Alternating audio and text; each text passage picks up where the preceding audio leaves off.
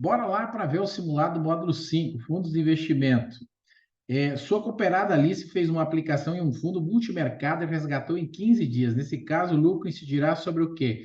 Cara, se resgatou em 15 dias, então o lucro vai incidir, né? O imposto vai incidir IOF e imposto de renda. IOF porque foi resgatado antes de 30 dias, imposto de renda de 22,5 porque foi resgatado antes de 180 dias, tá certo? E o que cobra primeiro? IOF cobra primeiro. Lembra do alfabeto, né? Os dois começam com a letra I, mas a segunda letra, O, vem antes que o R, né? Ó, IOF e IR, imposto de renda. O O vem antes do R. Só uma dica, né, para ajudar. Então, vamos lá. IOF e imposto de renda de 22,5. Não se preocupe com a tabela do IOF, porque não vai pedir o percentual do IOF, tá bom? É uma tabela regressiva, só isso que você precisa saber. A segunda está errada porque está dizendo que cobra o imposto de renda primeiro. Não é. Primeiro é o IOF, eu já expliquei por quê. A terceira está dizendo IOF e depois imposto de renda de 20%, então está errada por causa dos 20%.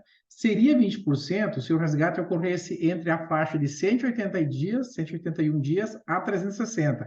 Como aconteceu antes de 180, não é 20%. Lembra dessa tabela, apesar que eles não aprovam.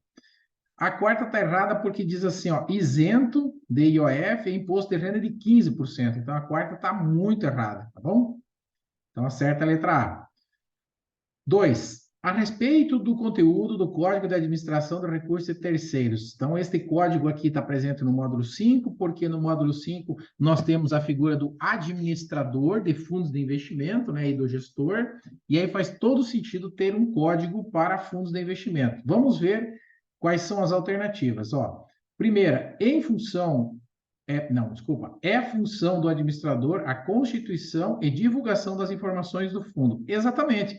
O administrador é o síndico do condomínio, que se chama fundo de investimentos. É ele que vai fazer a inscrição do fundo lá na CVM, é ele que vai gerar o CNPJ, é ele que vai no cartório, é ele que fala com o cotista. Então, o administrador é o síndico do negócio. Então, número 1, ok. Número 2, o gestor é responsável pelas ordens de compra e venda dos ativos e controle de risco de crédito, mercado e liquidez.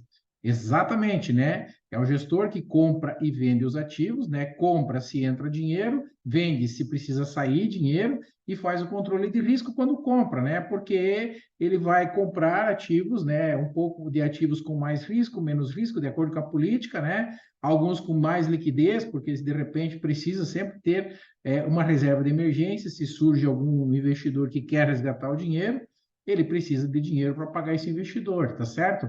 E aí, claro, tudo isso dentro da política de investimentos do fundo definida em assembleia. Então, a 1 e a 2 estão certas. 3. O material técnico deve conter, no mínimo, estratégia, público-alvo, carência, canais de atendimento, classificação do produto para suitability, descrição dos riscos, tributação aplicável e o nome do emissor. Exatamente, material técnico contém essas informações aí, todas elas, inclusive, né? Que é a classificação do produto para suitability? Se é um produto destinado para investidor conservador, moderado ou agressivo. O investidor, quando olhar para o material técnico, ele tem que se enxergar ali, ele tem que falar assim, putz, esse produto é para mim, eu sou conservador, então esse produto é para mim. Ele vai ler a lâmina e vai falar, pá, é para mim, tá bom? Ou o material técnico, né? No caso, a lâmina ou até o regulamento. Então, a número 3 também está certa, né, pessoal? O número 3 está certa, já dá para eliminar aqui duas, né? A 1 e a 2, tá certo? Ficamos com a C e a D. Número 4, sobre a segurança e sigilo das informações, as instituições devem estabelecer mecanismos quanto ao controle das informações confidenciais, reservadas ou privilegiadas, a que tenham acesso seus sócios, diretores, administradores, profissionais, exceto terceiros contratados. Não, está errada essa aí, está quase certa, né? Cuidado com a palavra exceto, né? Porque os terceiros contratados também são alvo, né, de mecanismos quanto ao controle das informações, porque os terceiros, né, às vezes estão lá fazendo um trabalho, né, eles têm acesso a algumas informações que não podem ser divulgadas ou eles não podem passar à frente, então está errado, é 1, 2 e 3, beleza? Terceira, Quais são as classes de fundos segundo a CVM? Opa, boa pergunta, né? Renda fixa, multimercado, cambial e ações, as 4 classes, certo? Pô, Cláudio, mas tem mais, não tem? Não, peraí, tem as subclasses da renda fixa, que são referenciados, simples, dívida externa, né? Então, tudo aqui, ó, eu estou já grifando aqui, ó, referenciado, né? Referenciado, por isso que essa primeira está errada. Aqui diz dívida externa, por isso que essa aqui está errada, né? E aqui tem referenciado também, por isso que essa está errada. Então, tem os curto prazo, né? Curto prazo, referenciado simples e dívida externa, são as 4 subclasses da renda fixa, mas a classe é só de renda fixa. Então, a letra B está correta. Sobre os FIC, né? Fundo de investimento em cotas, analise ou assinale a alternativa correta. Tá? O FIC, na verdade, é um fundo de investimento em cotas que compra cotas de outros fundos de investimentos. Essa é a regra. E tem um percentual mínimo do PL que ele tem que manter dentro aí do seu fundo, que é de 95%. Então, resposta certa, letra D. Letra C. Deve manter pelo menos 95% do PL investido em outros fundos de investimentos, tá? Não é a letra A, porque fundo exclusivo é um fundo de um cotista só, não é o caso aqui. Só podem investir em cotas de fundos da mesma instituição que os administra. Não, inclusive tem limitação, a gente falou da concentração, né? Não pode investir tudo num só emissor, então não é, a letra B está errada por isso. Ele precisa diversificar, ou seja, comprar cotas de mais de um fundo diferente. Tem taxa de administração sempre superior à dos fundos de investimento. Não necessariamente, pode ser que seja igual, pode ser que até que seja menor, né, do que os fundos de investimento. Vai depender porque são vários tipos de fundos, né? Então pode ser que um tenha mais taxa, outro menos taxa. Então não necessariamente sempre maior, né? Aliás, cuide com essas palavras aqui, ó. Sempre, muito, apenas, somente, exceto, né? Essas aqui são palavras que geralmente induzem a algum erro, né? São as famosas pegadinhas. A taxa de administração de um fundo de investimento. O que é a taxa de administração? Uma taxa cobrada sobre o PL do fundo diariamente, ó, sobre o PL, não é sobre o rendimento, tá? Então, ela é fixa ou variável, né? É uma taxa fixa. Então, eu já elimino aqui, ó, essa variável e essa variável. Eu fico com a A e com a D.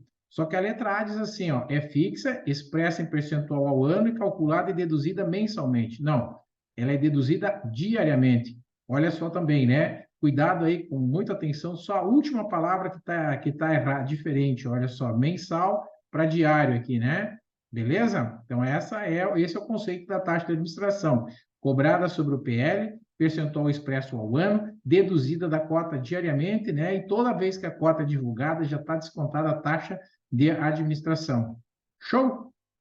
Uma das características dos fundos fechados é possibilitar ao cotista o quê? Tá certo? Fundo fechado, você não consegue vender a cota para o distribuidor, você tem que vender para um outro investidor no mercado secundário. Então, resposta certa: fundo fechado é negociado, as cotas são negociadas no mercado secundário, não é negociado na agência bancária, tá certo? Geralmente é negociado na própria Bolsa de Valores, né?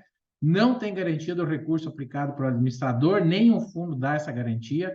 Total liquidez, justamente o contrário, né? Como eu vou negociar no mercado secundário, eu não terei tanta liquidez assim, porque eu tenho que encontrar primeiro um comprador, né? Diferente que quando eu comprar um fundo, por exemplo, de renda fixa, numa cooperativa ou num banco, eu vou lá na agência e falo, ó, quero sacar, ou vou lá no meu aplicativo, clico e resgato. É bem mais fácil, né? Aqui não, aqui eu tenho que primeiro encontrar um comprador.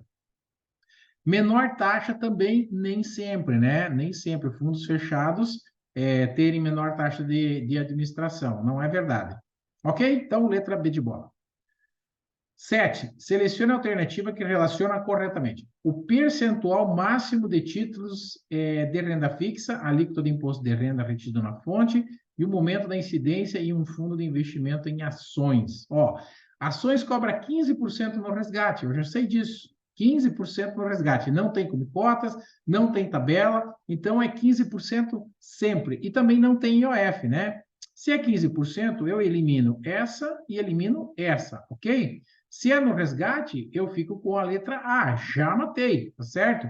Cláudio, e essa primeira aqui? percentual máximo de títulos de renda fixa. Por que 33%?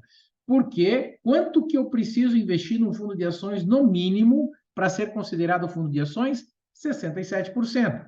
Quanto que sobra para investir em renda fixa? 67 para 100, 33%, tá? E aqui, ó, olha aqui, ó, não é o máximo de 67 em renda fixa. O mínimo é de 67 em ações. Então, cuida também para não ir de olho fechado em cima dos 67, que tu vai se dar mal nesse caso. 8. Em um fundo de investimento, quem recolhe o imposto de renda na fonte incidente sobre os rendimentos das aplicações do fundo é o administrador, é o síndico do negócio, entendeu? Quem paga é o cotista, né? Mas quem retém é o administrador e repassa para o governo, tá? O custodiante e o gestor não fazem isso, não. 9. A principal característica da estratégia de gestão ativa, né, de um fundo, gestão ativa é tentar superar o benchmark, tá certo? Então, acompanhar um índice de referência é gestão passiva. Superar, tá certo, gestão ativa, mas um mínimo de 10% não, porque não tem esse mínimo. Então, a resposta certa não é acompanhar, e sim ultrapassar um índice de referência comparado com a rentabilidade do fundo. Então, se o índice de referência do fundo for o CDI e a estratégia for ativa, certo?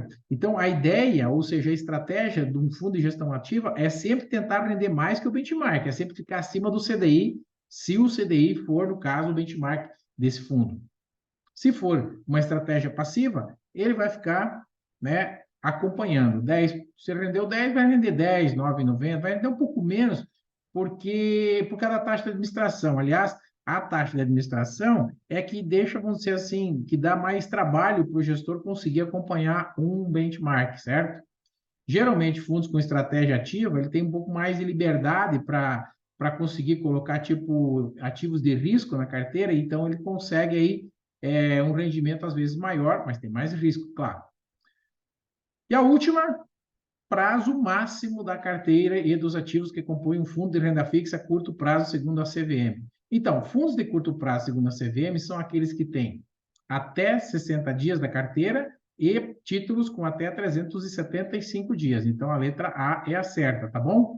Pô, Cláudio, mas não é um ano, acima de um ano, abaixo de um ano, não. Isso é para efeito de tributação, segundo a Receita Federal, certo? Então, eu posso ter aqui um fundo de curto prazo, certo? Um fundo de curto prazo, mas que tenha, que cobre lá a tributação do fundo de longo prazo, tá certo? Por quê? Porque provavelmente ele tenha né, títulos com prazos maiores. Vai ter um fundo de renda fixa, por exemplo, deixa eu explicar melhor. Vamos dizer que eu tenho um fundo de renda fixa, certo? Que tenha, pode ser um fundo referenciado, né? Então, que tenha lá ativos, né? Ou seja, a carteira dele tenha lá, vamos dizer, 120 dias, né? E tenha títulos lá com até 375 dias, tá certo? Então, esse fundo, na verdade, ele vai ser cobrado pelo longo prazo. Por quê? Porque ele não se enquadra nas regras do curto prazo. Mas, por outro lado, eu posso ter um fundo aí que tenha, vamos dizer assim, se enquadre nessa regra dos 60 dias e que tenha ativos de até 375 dias, tá certo? Então, a classe dele é de curto prazo, certo? De curto prazo. Provavelmente, então, ele não vai passar de um ano, então a regra de tributação dele também vai ser de curto prazo, ou seja, ele vai cair na alíquota de 20% ou 22,5%, tá certo? Que é aquela tabelinha menor lá. Aqui eu misturo 360 dias, né, para justamente confundir você com a questão da tributação da Receita Federal, mas a resposta certa é a letra A. Maravilha? Acertamos todas aqui, então, né? Temos as respostas, temos o vídeo, temos as explicações. Agora é só ir para o módulo 6 e tacar pau nos vídeos, assistir, fazer os simulados e ser feliz e aprovar nessa questão da CPA 10 de vocês. Um abraço e até o próximo vídeo.